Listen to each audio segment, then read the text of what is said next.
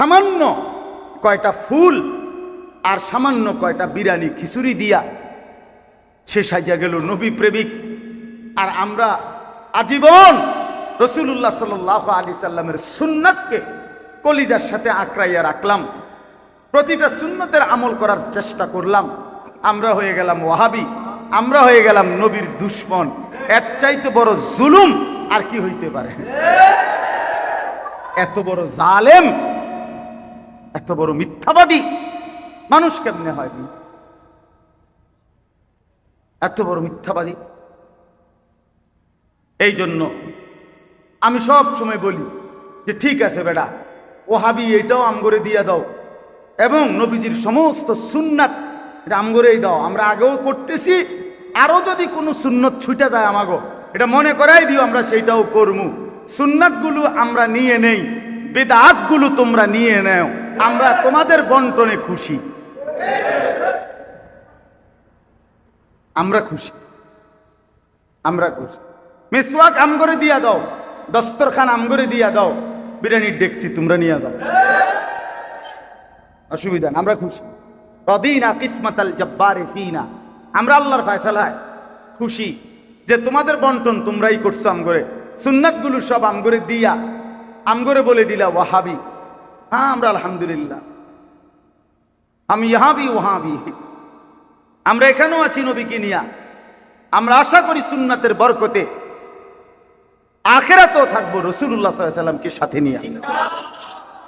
আমি ইহাবি ওয়াহাবি, এখানেও সেখানেও একরকমই থাকতে চাই ইনশাআল্লাহ। এজন্য সুন্নাতের পাবন্দ হওয়া চেষ্টা করবো তো ইনশাআল্লাহ।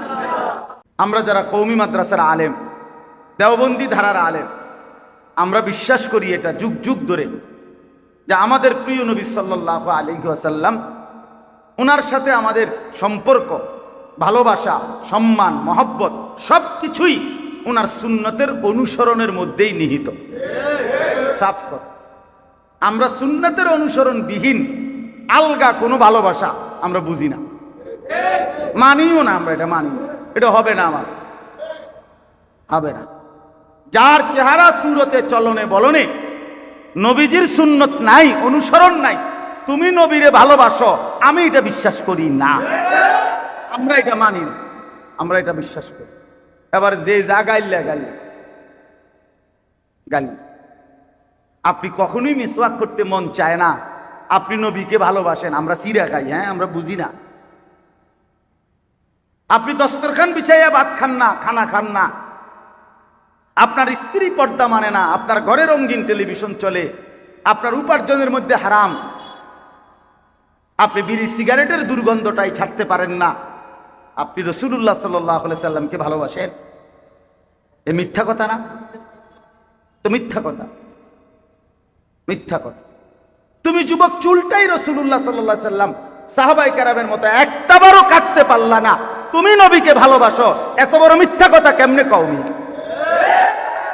হ্যাঁ, জীবনে একবারও জিজ্ঞাসাও করলা না নবী কি পড়তেন, সাহাবায়ে কেরাম কি পড়তেন, কেন জিজ্ঞাসা করলা না? হ্যাঁ,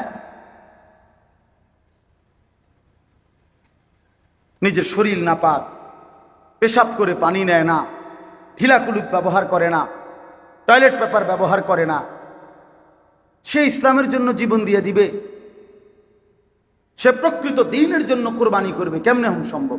তার কলিজার মধ্যে তো আল্লাহর নবী সাল্লাল্লাহু আলাইহি সাল্লামের ভালোবাসাই জন্মে নেয়। এই জন্য আমরা প্রত্যেকে ইনশাআল্লাহ নবীজির সুন্নাতের দিকে ফিরে আসি, ঠিক আছে ইনশাআল্লাহ। আল্লাহ আমাদেরকে তৌফিক দান করে, আল্লাহ আমাদেরকে কবুল করে নেন। আমরা এটাই বললাম, আমরা এটাই বিশ্বাস করি। আমরা আদা শুধু কেবল নবীজির ভালোবাসার নামে ঢাক ঢোল বাদ্য বাজনা ফুল রেলি, হ্যাঁ, আশ্চর্য কথা, নবীজি সাল্লাল্লাহু আলাইহি সাল্লামের আগমন, ওই নবীজিকে বরণ করার জন্য একটা মাইক্রোর মধ্যে এই পরিমাণ ফুল দিয়া এটারে সাজাইলো, তো এইটার লগে নবীজির আগমনের সম্পর্ক কি? আমি তো এটা তো অনেক সময় বলি যে মনে করেন বিয়ের গাড়ি, তো এই যে ফুল দিয়া সাজায় বিবাহ জামাইয়ের একটা গাড়ি রে, তা আমার প্রশ্ন হলো বিয়েটা করে কেডা? না না, প্রাইভেট কারে। বিয়ে তো প্রাইভেট কারে, এই কারণে তো প্রাইভেট কারটারে কি করছে, যার বিয়ে তারই তো সাজাইছে। বিয়ে তো করতেছে মূলত প্রাইভেট কারটা, জামাই এমনি লগে বইছিটা সালানের লাগে, বিয়ে তো হইলো প্রাইভেট কারের বিয়ে। তো ঠিক এরকম মূলত স্বাগতম যাই করছে সব তো করছে প্রাইভেট কারের স্বাগতম, ফুল দিয়ে সাজাইছে যেটা, এটার সাথে নবীজির কি সম্পর্ক? আমাদের এই ভারতীয় উপমহাদেশের একজন বড় বুজুর্গ আলেম ছিলেন, পাকিস্তানের মুফতি আজম ছিলেন, দারুল উলুম দেওবন্দ মাদ্রাসার প্রধান মুফতি ছিলেন, তাফসিরে মাআরিফুল কোরআনের লেখক মুফতি শফি রহমতুল্লাহ। ওনার আলাদা মুস্তাকিল পৃথক কিতাবে আছে আদাবুল মাসাজিদ, মসজিদের আদব সমূহ,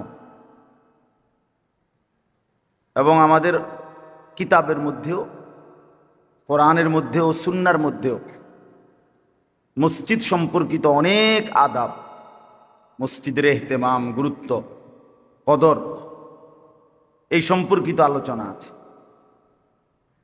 এই জন্য ছোট বড়, ছেলে বুড়ো সবার এটা ভাবা উচিত। আমরা অনেক সময় মনে থাকে না, মসজিদে আইসাও জ্যানতেনভাবে কথাবার্তা, হাসি ঠাট্টা, নিজেদের পারস্পরিক রসিকতা করে থাকি, এটা কোনোভাবেই উচিত না। যেই জায়গার দাম যেমন বেশি, ওই জায়গার ইবাদতের দামও বেশি, আর গুনাহের শাস্তিও বেশি। এই জন্য মক্কা শরীফের দাম অনেক বেশি, এই জন্য ওইখানে ন্যাক আমলের পুরস্কারও অনেক বেশি, গুনাহের সাজাও বেশি, শাস্তিও বেশি।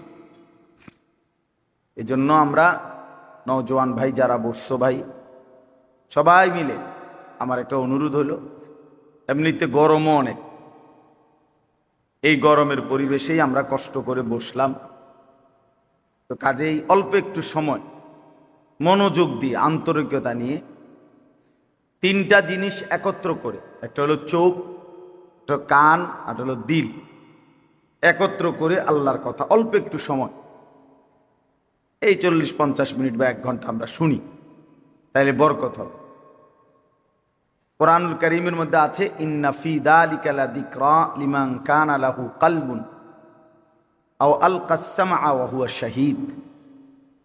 নিশ্চয়ই এই কোরআনের মধ্যে উপদেশ রয়েছে, নসিহত রয়েছে তাদের জন্য যাদের তিনটা জিনিস একত্রে আছে। 1 তার কলব, 2 তার কান, 3 সে সচক্ষে সরাসরি উপস্থিত।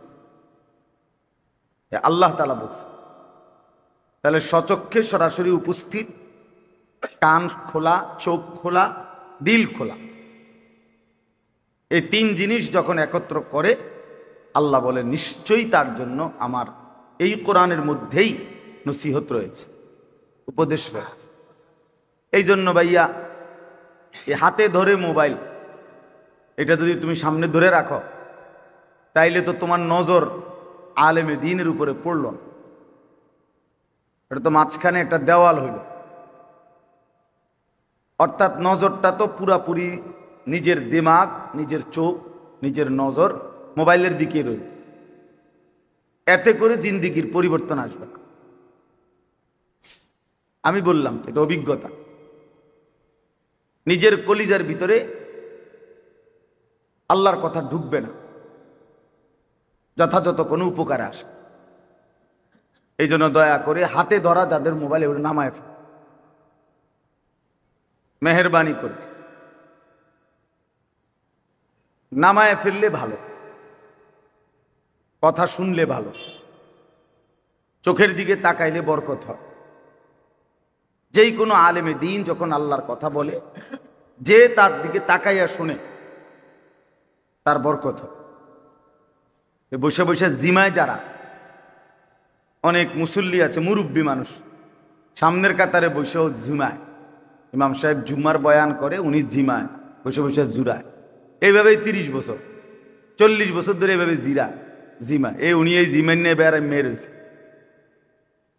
নামাজ রোজা অজু গোসল কোনো কিছুর কোনো পরিবর্তন নাই। দেখবেন এই জিমাইন না নমাজে দাদা বইছে বানতাম দান বানতে আছি ও দাদা ভিজা দান আর কি। ভিজা দান ঢেকির মধ্যে দিলে ওখান থেকে চাউল হয় না, শুকাইতে হয়। এই জন্য গাফেল মানুষের কোনো পরিবর্তন হয়, যেমন আছে এমন। 30 বছর আগেও অজুর সৌন্দর্য নাই, এখনো নাই। 30 বছর ধরে এই কোরআন শরীফ অশুদ্ধ, এখনো অশুদ্ধ। না বিবেক লড়লো, না আবেগ হলো, না কোনো কিছু বুঝে আসে। কত ইমাম বদলাইলো, কত ইমাম গেল আইলো, চাষার মতোই রইল। কোনো বিবেক হলো না যে আজকে 30 বছর ধরে আমি ইমাম সাহেবের পিছনে এশার নামাজ, মাগরিবের নামাজ, ফজরের নামাজ, 3 ওয়াক্ত নামাজ আমি তো কোরআন শরীফ আওয়াজ করে পড়ে, তো এটা আমি শুনতেছি। তাহলে শুনলে তো আন্দাজ হওয়া উচিত যে আমার ইমাম সাহেব হুজুরের পড়াটা কেমন, আমি পড়াটা কেমন। তাহলে আমার পড়াটা ত্রুটি আছে, এই কথাটা যদি এতদিনও না বুঝে, এবারটা বুঝলো কি? এত বাত কই খাইলো? কি বুঝলো এবারটা? এই মূল কারণ হলো গাছ। এই অনেক ছেলে পেলে দেখবে, তোমরাও ভাইয়া, এই যারা পিছনে বসে বসা জুমার দিন খোঁচাখুচি করে, ধাক্কাধাক্কি করে, কথাবার্তা করে, হাসি মস্কারি করে, এই ফালতুই থাকে যায়, তার আর পরিবর্তন হয় না আর কি। এই ঢকেরই থাকে। মানুষে মনে করে আর কি জুমার নামাজ পড়তে আসছে গেছে, কিন্তু খবর নিয়ে দেখেন অজু গোসল ফরজ ঠিকমতো আদায় করতেও জানে না, সূরা কেরাত দোয়া কুলুত কিচ্ছু হয় না। তো এই আসা যাওয়ার দ্বারা কিছু আসবে না। কোরআনুল কারীমের মধ্যে আছে, আল্লাহ তাআলা বলেন, ফামান কানা ইয়ারজু লিকা রাব্বিহি, তোমরা যারা আল্লাহর সাক্ষাৎ পেতে চাও, মানে জান্নাত পেতে চাও, আখিরাতের মুক্তি চাও, যে আল্লাহর সাক্ষাৎ পাবে সে জান্নাত পাবে, যে জান্নাত পাবে সেই আল্লাহর সাক্ষাৎ পাবে। তো আল্লাহ বলেন, যারা জান্নাত পেতে চাও, সাক্ষাৎ পেতে চাও, তাদেরকে 2টা কাজ করতেই হবে। কয়টা কাজ ভাই? 1 নম্বর, ফালিয়ামাল আমালান সালিহা। 1 নম্বর হলো তাকে প্রত্যেকটি আমল বিশুদ্ধভাবে করতে হবে। আল্লাহ বলছে ফালিয়ামাল, সে যেন আমল করে, আমালান সালিহান, বিশুদ্ধ আমল। তার আমল শুদ্ধ হইতে হবে। নামাজ পড়ছে, নফল নামাজ 200 রাকাত, একবার 200 রাকাত, কিন্তু প্রতিবারেই সেজদের মধ্যে ঠেঙ্গালগি দিয়ে রাখছে 2 ঠেং।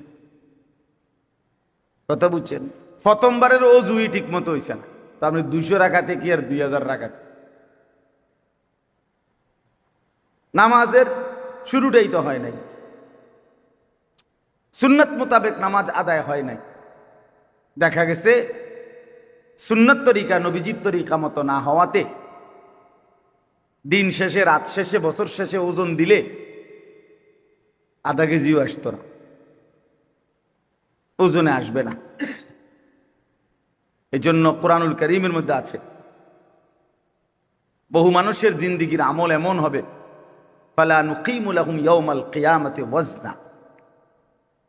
সূরা কাহফে আছে, আল্লাহ বলেন, কিয়ামতের দিন আমি আল্লাহ তাআলা তাদের সেই আমলগুলো সামান্যতম ওজনও দেব না, মানে এটার কোনো ওজনে আসবে না। ফালা নুকিমু লাহুম ইয়াউমাল কিয়ামাতি ওয়াজনা, ওজন আসবে না। আফসোস করুন, কুল হাল নুনাব্বিউকুম বিল আখসারিনা আমালা আল্লাযীনা যাল্লা সা'য়ুহুম ফিল হায়াতিদ দুনিয়া ওয়া হুম ইয়াহসাবুনা আন্নাহুম ইউহসিনুনা সুনআ। সাংঘাতিক কথা। আল্লাহ বলেন, নবী এভাবে বলেন, ও দুনিয়াবাসী, আমি কি তোমাদেরকে শোনাবো কাদের কাদের আমলগুলো বরবাদ হলো? আল্লাযীনা যাল্লা সা'য়ুহুম ফিল হায়াতিদ দুনিয়া, যারা তাদের দিবারাত্রির চেষ্টা মেহনত শেষ করলো দুনিয়ার পিছনে, আল্লাহর রাস্তা থেকে পথভ্রষ্ট হলো। অহুম ইয়াহসাবুনা আন্নাহুম ইউহসিনুনা সুনআ, আর মনে মনে ভাবলো তারা বড় ভালো কাজ করে। আল্লাহ বলেন আসলে তাদের জিন্দেগি খাসারা। চাচা মনে করছে 3টা ছেলেকে বিদেশ পাঠাইয়া 4টা মেয়েকে বিয়ে দিয়া বাড়িতে একটা বিল্ডিং কইরা জাগা জমি কিন্না গদ দুয়ার ফার্নিচার আসবাবপত্র সাজাইয়া দিয়া এই যে দুনিয়ার হায়াতটা বড় বেশি সুন্দর করছে, কামের কাম করছে চাচা উনি মনে করছেন। আল্লাহ বলেন আসলে উনি ওনার পুরা জিন্দিগিটা খাসারা আকসারিন, ক্ষতিগ্রস্তদের অন্তর্ভুক্ত করবে। কিয়ামতের দিন দেখবে কোনো ওজন নাই তার। দোস্ত আমার, বন্ধু আমার, এজন্য এটা জরুরি বিষয়। ফালিয়ামাল আমালান সালিহা। ইসলাম তুমি খামখেয়ালি মনে করলে হবে। ও একটা নামাজে না কদ্দুর পড়ন আর কি, জি না, এটা তো খামখেয়ালি জিনিস, কোনো ফালতু জিনিস না। 2 রাকাত নামাজ, একটা সেজদা, এটা কোনো একদম কম দামি কিছু না। আল্লাহ নবী সাল্লাল্লাহু আলাইহি ওয়াসাল্লাম হাদিসের মধ্যে বলছেন লা সাজদাতুন ওয়াহিদাতুন খায়রুম মিনাদ দুনিয়া ওয়া মা ফিহা। একটি সেজদা দুনিয়া এবং দুনিয়ার মধ্যে যা কিছু আছে তার চাইতে কোটি গুণ বেশি উত্তম দাম। এক সেজদা কি মনে কর? রাসূলুল্লাহ সাল্লাল্লাহু আলাইহি ওয়াসাল্লাম বলেন রাকাতাই সালাতিল ফজর খায়রুম মিনাদ দুনিয়া ওয়া মা ফিহা। ফজরের নামাজের 2 রাকাত দুনিয়া এবং দুনিয়ার মধ্যে যা কিছু আছে তার চাইতে উত্তম। তো আপনি কেমনে খামখেয়ালি মনে করলেন? সামান্য বিষয়। এই জন্য আল্লাহ তাআলা বলছেন ভাইয়া ফালিয়ামাল আমালান সালিহা। আল্লাহকে যদি পেতে চাও, জান্নাত পেতে চাও, আল্লাহর সাক্ষাৎ চাও, প্রত্যেক আমল বিশুদ্ধ করতে হবে। এই আসা যাওয়ার নামে না নামাজ, সহি শুদ্ধ হইতে হবে। সূরা, কেরাত, দোয়া, কালাম, আত্তাহিয়াতু, দুরুদ শরীফ, দোয়ায়ে কুনুত, সেজদার তাসবিহ, রুকুর তাসবিহ, সানা, সূরা ফাতিহা, অন্য সূরা, এগুলো শুদ্ধ করতে হবে বাপ। মুরব্বীদেরকেও, জওয়ানদেরকেও, 90 বছরের বুড়া মানুষকেও অশুদ্ধ তেলাওয়াত করলে, অশুদ্ধ সূরা কেরাত করলে নামাজ কবুল হবে না, গ্রহণযোগ্য হবে না, কিচ্ছু লাভ হবে না। আমাদের সারা বাংলাদেশ না সারা পৃথিবীর যে নুরানি মাদ্রাসার বাচ্চারা পড়ে, ওই নুরানির বাচ্চারাও এটা জানে। নামাজ ভঙ্গের কারণ 19টি, এর মধ্যে 1 নম্বর কারণ হইল নামাজে অশুদ্ধ কোরআন পড়া। নামাজে অশুদ্ধ কোরআন পড়লে নামাজ ভেঙে যায়, হয় না এটা। তাইলে এই জন্য বললাম আল্লাহ তাআলা বলছেন এটা ফালিয়ামাল আমালান সালিহা, প্রতিটা আমল বিশুদ্ধ হইতে হবে। তো তুমি তো শুনলাই না, বিশুদ্ধ করবা কি? ইমাম সাহেবকে তো পাত্তাই দেয় না। বাচ্চারা জুম্মার বয়ান করে, উনি বসে জিমা মোবাইল টিপে, উনি বসে দুষ্টামি করে, কারণ এগুলো ওনার লাগবে না, অসুবিধা। এই জন্য এটা পাত্তাই দেয়। প্রয়োজনীয় সব কথাই ওলামায়ে কেরাম বলে, কিন্তু মুসল্লি অধিকাংশই শুনে না। পরবর্তীতে হঠাৎ করে কোনোদিন অন্য কারো কাছ থেকে শুনলে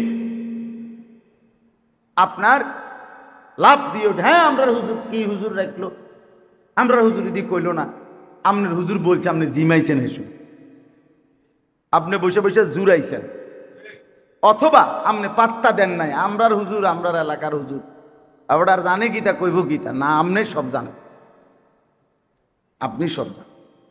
এই অহংকারী, এই মাতবরির কারণে ওই অশুদ্ধ বন্দিগি নিয়েই কবরে চলে। এই জন্য আল্লাহ তাআলা বলছে ফালিয়ামাল আমালান সালিহা, সমস্ত আমল সালেহ হইতে হবে। বিশুদ্ধ হতে হবে। এই কথাটা আল্লাহ একবার বলে না, বারবার। যতবার আমলের কথা বলছে ততবার সাথে এই শব্দটা লাগাইছে, ইল্লাল্লাযীনা আমানু ওয়া আমিলুস সালিহাত, ওয়া'আদাল্লাহুল্লাযীনা আমানু ওয়া আমিলুস সালিহাত মান আমিলা সালিহাম মিন যাকারিন আও উনসা। এই সালেহ এই শব্দ বিশুদ্ধ। 2 নাম্বার হলো ওয়ালা ইউশরিক বিইবাদাতি রাব্বিহি আহাদা। আল্লাহ তাআলা বলেন, যারা যারা আল্লাহর সাক্ষাৎ পেতে চায়, জান্নাত চায়, তাদের দ্বিতীয় করণীয় হলো তারা যেন তাদের ইবাদতের মধ্যে, কোনো আমলের মধ্যে আল্লাহ ভিন্ন অন্য কাউকেই এক জাররা, এক বিন্দু শিরিক না করে। এক বিন্দু, আহাদান, কাউকেই, শুধুই আল্লাহর জন্য ইখলাস, শতভাগ আল্লাহর জন্য, 100 99 না, 100 আল্লাহর জন্য হইতে হবে।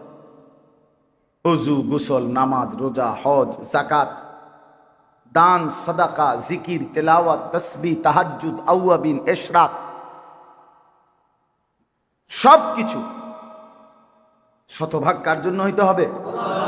শিরিক মুক্ত হইতে হবে, আল্লাহর সাথে কাউকে মিলানো যাবে। হাদিসের মধ্যে আছে, আল্লাহ তাআলা বলেন হাদিসে কুদসি, আমার যে বান্দা 99% আমারে দিল, শুধু 1 ভাগ আমাকে বাদ দিয়ে অন্য কারো জন্য রাখলো, আল্লাহ বলেন খোদার কসম বান্দা, আমি 99 ভাগ আমাকে দেওয়ার পরেও 1 ভাগ মাত্র শিরিক করলো, আমি পুরাটাই আমার সাথে সে যারে মিলাইছে ওই 1% মধ্যে ওই তাকেই দিয়ে দেই, আমি 1 বিন্দুও নেই না। আনা আগনা শুরাকাই বি, আল্লাহ বলেন আমি আমার সাথে যাবতীয় শিরিক থেকে মুক্ত, আমি 1 বিন্দুও আমার সাথে মিলাইতে পারবেন। খালেস হইতে হবে কার জন্য? প্রতিটা আমল খালেস হইতে হবে কার জন্য? একদম বিশুদ্ধ, শুধু আল্লাহর জন্য, 1 বিন্দুও অন্য কিছু মিলা যাবে না। এটার একটা উদাহরণ দেই, তাহলে বুঝবেন। খুব সুন্দর সহজ উদাহরণ, কোরআন শরীফে আছে। আল্লাহ তাআলা বলছেন, প্রতিদিন আমি আল্লাহ গাভীর পেট থেকে, গাভী, নুসকিকুম মিম্মা ফি বুতুনিহি মিন বাইনি ফারসিন ওয়া দামিন লাবানান খালিসা। এই আল্লাহ ইখলাসের উদাহরণ দিছে, বিশুদ্ধ বলতে, আর শুধু আল্লাহর জন্য শুধুই। এটা কেমন উদাহরণ? একটা উদাহরণ দেখায়। আল্লাহ বলছে, দেখো প্রতিদিন আমি আল্লাহ প্রতিনিয়ত গাভীর পেট থেকে একদিকে রক্ত একদিকে গোবর, এই দুইটার মাঝখান দিয়া প্রতিনিয়ত আমি খালেস বিশুদ্ধ লাবানান দুধ বের করে আনি। এইখানে আপনি বলেন, তাহলে বুঝবেন যে এই দুধ বিশুদ্ধ হবে কখন? যদি 1 জাররা বিন্দু, 1 জাররা গোবর এখানে মিশে, তো এটা বিশুদ্ধ দুধ হবে? যদি 1 বিন্দু রক্ত এখানে মিশে, তো এটা বিশুদ্ধ দুধ হবে? এখানে যেরকম বিশুদ্ধ, ইবাদত এরকম বিশুদ্ধ হইতে হবে। 1 জাররা গোবরও মিশতে পারবে না, 1 জাররা কি রক্ত মিশতে পারবে। মিন বাইনি ফারসিন ওয়া দামিন, আল্লাহ বলছেন একদিকে গোবর আরেক দিকে রক্তের মাঝখান দিয়ে আমি আল্লাহ বিশুদ্ধ খালেস দুধ বের করে। এটা যেমন পিওর, তোমার বন্দিগি হইতে হবে এমন এমন। তাহলে আপনারা এবার বলেন, একজন হলে একজনই বুঝেন যে নিজের ইবাদত, নিজের আমল, একে তো ইবাদত আমল ছাড়া আখিরাতের মুক্তির কোনো সুযোগে নাই। দ্বিতীয়ত ইবাদত আমলটাও কতটা নিখুঁত এবং কতটা বেশি আল্লাহর জন্য হওয়া চাই। সাধারণ বিষয়টা কতটা পরীক্ষা নিরীক্ষা করা উচিত যে আমার নামাজের মধ্যে, আমার ওযুর মধ্যে 1 বিন্দু কোনো ভুল হচ্ছে কিনা। আহা, ভুল হইলে তো আমি আখিরাতে আটকায় যাব, কষ্ট করলাম, ফাঁকে তাই কিছু পাইলাম না, তো একের পুরা মার্ডার। তাইলে এটা খুব সতর্ক থাকা উচিত। এই জন্য এই যে মজলিস, জুমার বয়ান, ওলামায়ে কেরামের এই বিভিন্ন মাহফিল, দ্বীনি কিতাবাদি নসিহত, এই সব কিছু আরো বেশি আরো বেশি আরো বেশি শোনা উচিত, পড়া উচিত। গরমের মধ্যে কি ওয়াজ না, আপনি গরমের মধ্যে কি ওয়াজ, এই যে মানে কোরআন হাদিসের ওয়াজ বুঝলেন না। আমার একজনে জিজ্ঞাসা আর কি, গরমের মধ্যে কি ওয়াজ, আমি যে কোরআন হাদিসের ওয়াজ, গরমের মধ্যে কি ওয়াজ মানে বুঝছেন না। গরমের মধ্যে বাবার ভাত তরকারি কিতা সিরিয়া না খাইবে, হ্যাঁ? এই গরমের মধ্যে ঘুমজনের কি দরকার? তাইলে এটা কোনো কথা না, আল্লাহর কথা। এখনো শুক্রবারে জুমায় কুদ্দুর বয়ান হয় 40 মিনিট, মাঝে মাঝে মাহফিল হয়। এখন ইদানিংকালে আমরা চেষ্টা করি মসজিদ ভিত্তিক ইসলাহি মজলিস করতে, কিন্তু এরপরেও প্রতিদিন আপনারাই বলেন না ইনসাফের সাথে, এই মসজিদকে কেন্দ্র করে আশপাশের 100 ঘর কল্পনা করেন, আপনি একটা সহজ হিসাব পাইবেন। মনে করেন এই মসজিদের আত্রাফ আশেপাশে 100 ঘর মানুষ ধরে নিলাম আর কি, আমরা এই মসজিদকে কেন্দ্র করে মুসল্লি, এই 100 ঘর মুসল্লির 100 জন মানুষের 100টা ঘরে প্রতিদিন টেলিভিশন চলে কয় ঘন্টা, আর এর সাথে তুলনা করে এই মানুষগুলোর জন্য আল্লাহর কথা শোনাবার ব্যবস্থা কয় ঘন্টা, তো হিসাব মিলানছে? দুনিয়া আখেরাত ভুলাইবার চেষ্টা হয় কয় ঘন্টা, আখেরাত মনে করাইবার চেষ্টা হয় কয় ঘন্টা। গুনার মধ্যে ডুবায় কতক্ষণ, নেকির জন্য আগ্রহী করে কতক্ষণ, কই সমান সমান নাকি? বলে 100টা ঘরে প্রতি সপ্তাহে কমপক্ষে, প্রত্যেক সপ্তাহে কমপক্ষে একবার 1 ঘন্টা টেলিভিশন তো চলে, ঠিক না? কথা বুঝে কইয়েন, প্রতি 1 সপ্তাহে এক ঘরে 1 ঘন্টা করে করে টেলিভিশন চলে, ঠিক না? দেলোয়ার ভাই কি কর, প্রতিদিন বন্ধ থাকে কয় ঘন্টা, এটা না হিসাব করা উচিত।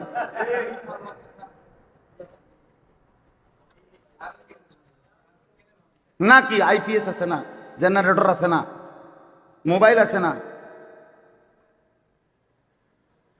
তার মানে বুঝাইতে চাইলাম কি পরিমাণ গুনার আয়োজন। আচ্ছা, এখন যাদের হাতে একটা ফ্যামিলিতে এই যে মনে করেন এরা 5 জন ঘরের মানুষ, বউ বাচ্চা মিল্লা ছেলে, এখন 5 জনের হাতে 5টা বড় মোবাইল আছে। কেন? যেহেতু ওনাদের ঘরে এখন টেলিভিশন ঠাডা ফইরা কি হয়ে গেছে, ধ্বংস হয়ে গেছে।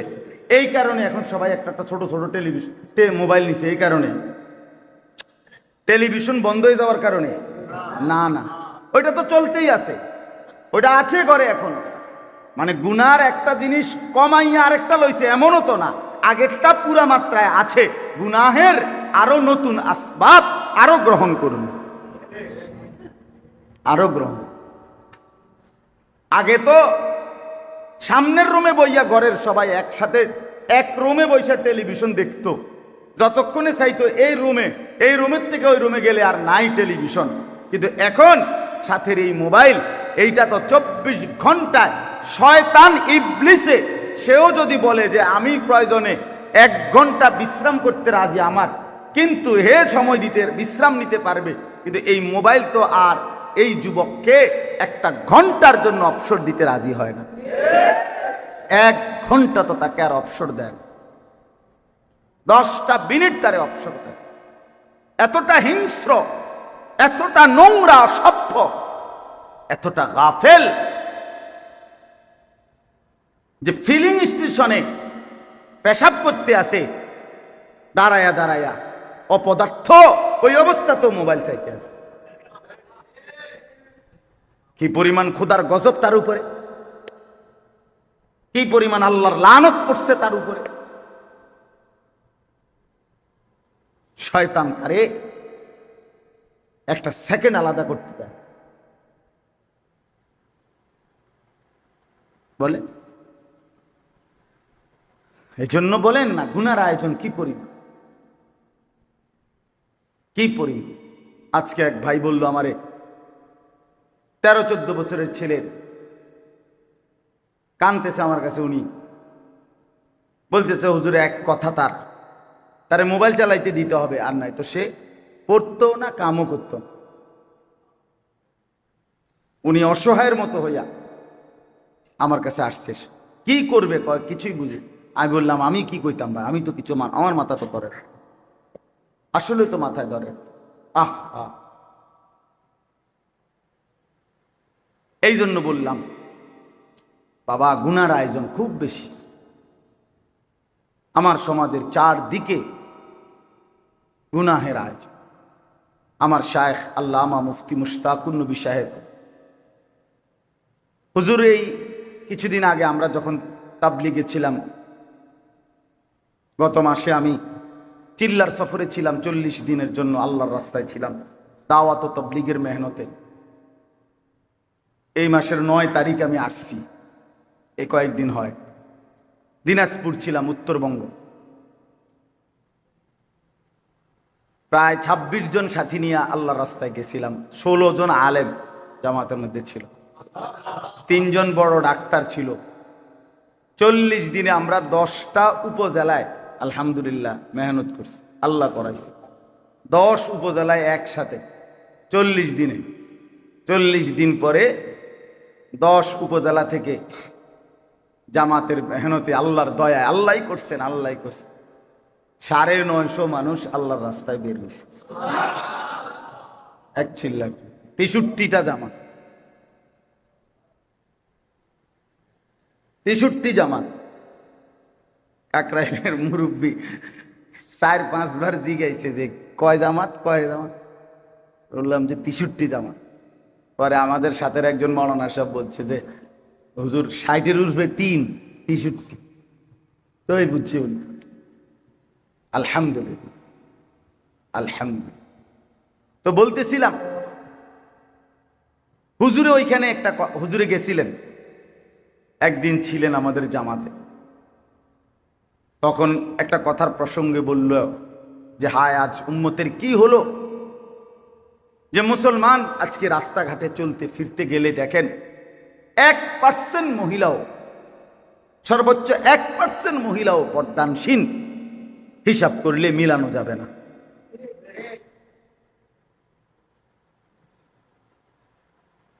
তাইলে চারিদিকে মোবাইলে অশ্লীলতার কি বিশাল আয়োজন, বাজারে, মার্কেটে, শপিংয়ে, রাস্তাঘাটে বেপর্দা মা বোন, স্ত্রী কন্যা সবাই যেন শয়তানের সাথে চুক্তিবদ্ধ হইয়া নিজের শরীর যৌবন রূপ প্রদর্শন করার একটা প্রতিযোগিতা নিছে। কে কত বেশি নিজেকে প্রদর্শন করবে, অসংখ্য মা বোন আজকে তার প্রতিযোগিতা করে। কে কত বেশি বাজারে যাবে, মার্কেটে যাবে, কে কত বেশি সাজগোজ করবে, বেপর্দা হবে। তা এই জন্য বললাম কথাটা, আমার মূল বক্তব্য এটা বুঝানো। আজকে সত্য কথা হইল ভাই, গুনার ইন্তজাম বেশি, নেকের ইন্তজাম বড় কম। আল্লাহর কথা শোনাবার ব্যবস্থাপনা খুব কম, এখনো কিচ্ছু হয় না।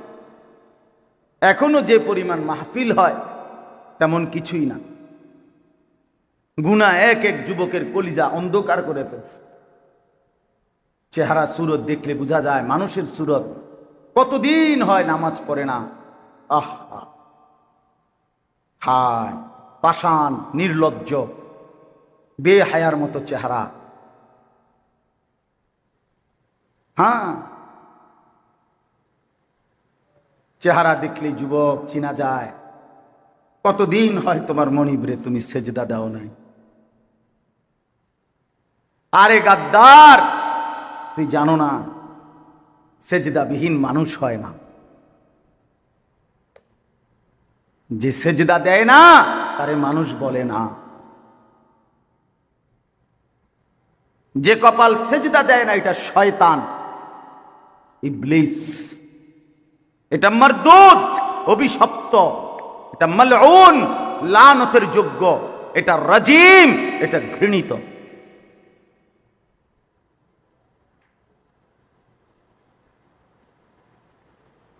এটা মালউন।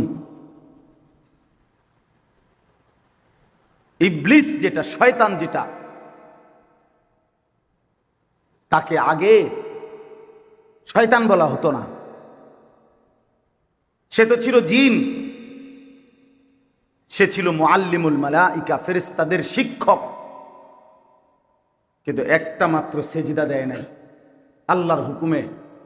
এই একটি সেজদা না দেওয়ার কারণে পরবর্তী মিনিট থেকে তার নাম হয়েছে শয়তান। নাকি আগের থেকে হেরে শয়তান কইতো? জানো না ভাইয়া?